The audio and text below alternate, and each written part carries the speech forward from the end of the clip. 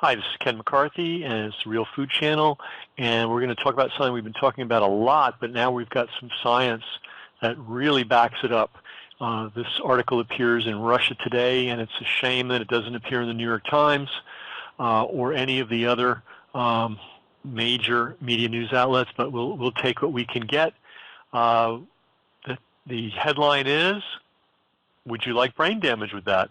America's favorite cooking oil causes neurological changes." And the author is Peter Andrews. And here we go. New research has shown that despite being marketed as a healthy alternative, soybean oil, America's most popular oil, causes neurological changes. That's a euphemism. They really should say damage in the brains of mice, and may contribute to autism and dementia in human beings.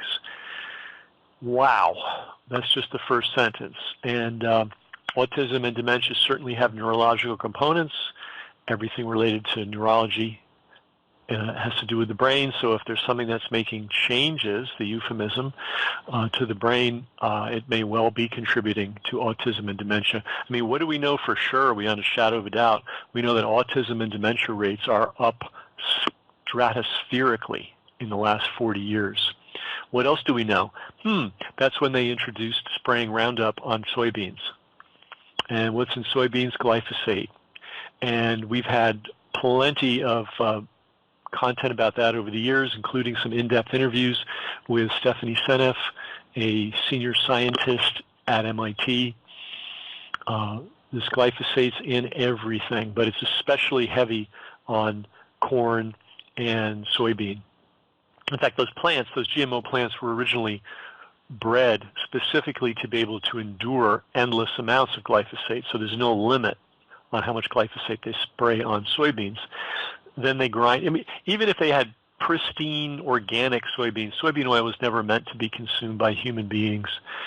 But going to the next sentence in this article, extracted from the seeds of soybeans and used in everything from fast food to animal feed, and even baby formula. Soybean oil is easily the most widely consumed oil in the U.S., ubiquitous in the national cuisine. It's in McDonald's fries, Pizza Hut crust, and the, quote, healthy 9-grain bread used for your Subway sandwich. So it absolutely appears in all the junk fast food, but what they're not telling you is even if you go out to a nice restaurant, what kind of oil do you think they're using in the kitchen? Do you think they're using extra virgin organic, farms-picked olive oil? I guarantee they're not. They are using a big vat of industrial-grade soybean oil. So whether you're paying, $5 for your meal or $500, you're probably getting a big dose of soybean oil. Good reason to eat in as much as you possibly can. Unbelievable. And of course, all this, quote, healthy. If they put healthy on the label of something, it means absolutely nothing.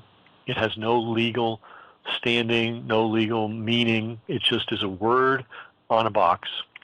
So crackers, cakes, bread, cookies, potato chips, if it's not soybean oil, it's cottonseed oil. And cottonseed oil is about as toxic as a substance can be.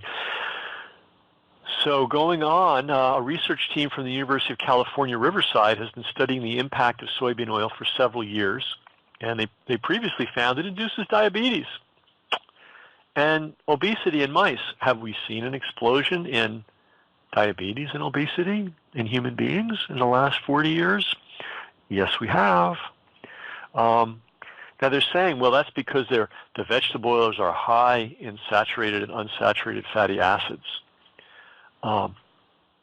No, that's not the only problem. The problem is the glyphosate. And even Russia Today can't get around to saying it. Continuing on with the article, but what is really shocking about the latest findings is the effect soybean oil seems to have on the brain.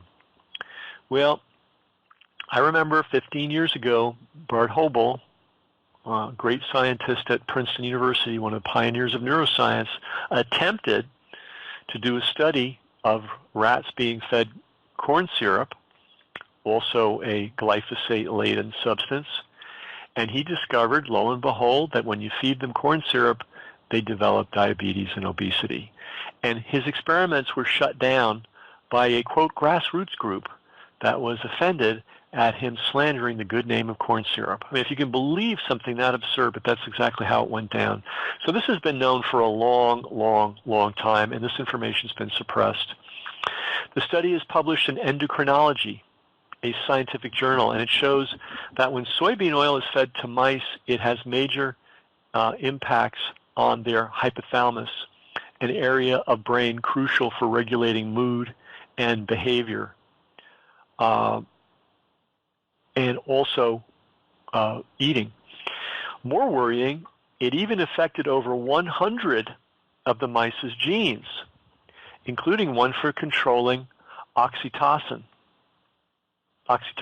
not Oxycontin, that's something else. That's a opioid, but oxytocin, which is a chemical that the body releases for love and bonding, the love and bonding hormone. Soybean-fed mice showed lower levels of oxytocin in the hypothalamus. Other genes affected had to do with metabolic and hormone pathways, including the insulin pathway synonymous with diabetes. There was also upregulation of genes, in other words, activating of genes associated with anxiety, depression, and schizophrenia. Do we have an exploding epidemic of anxiety, depression, and schizophrenia in the United States in the last 4 years? Yes, we do. And all these years we've been told we don't know where it's coming from. When did we start with the glyphosate and the Roundup? Coincidentally, 40 years ago. And here's what the lead author says: if there's one message I want people to take away, it's this: reduce consumption of soybean oil. And on it goes. Basically, this is what many people have been saying. We're not being killed by meat or dairy. Well, dairy is another issue. There's some problems with dairy. We're being killed by sugar and absolutely industrial vegetable oils. And unfortunately, a lot of people that made the switch to a vegetarian or vegan diet have been consuming the damage that it can do. But it can do very serious damage indeed. So if it comes in a box, a bottle, or a bag, it's probably toxic. And it's toxic because they're using the cheapest vegetable oils they possibly can. And that would be soybean oil. We knew that it contributed to obesity. We knew that it contributed to diabetes, both of which are in epidemic levels. Now we're finding out it makes what they euphemistically call changes to the brain. And we're also seeing epidemics of autism and dementia. And if they're putting it in baby food, which they are, I mean, what could possibly be more disastrous? So read your labels. Just don't eat it. Just don't have anything to do with it. It's hard. I know a lot of people get addicted to various foods and various styles of eating, but you just cannot afford to be eating this stuff. So that's real food, and hope this is helpful.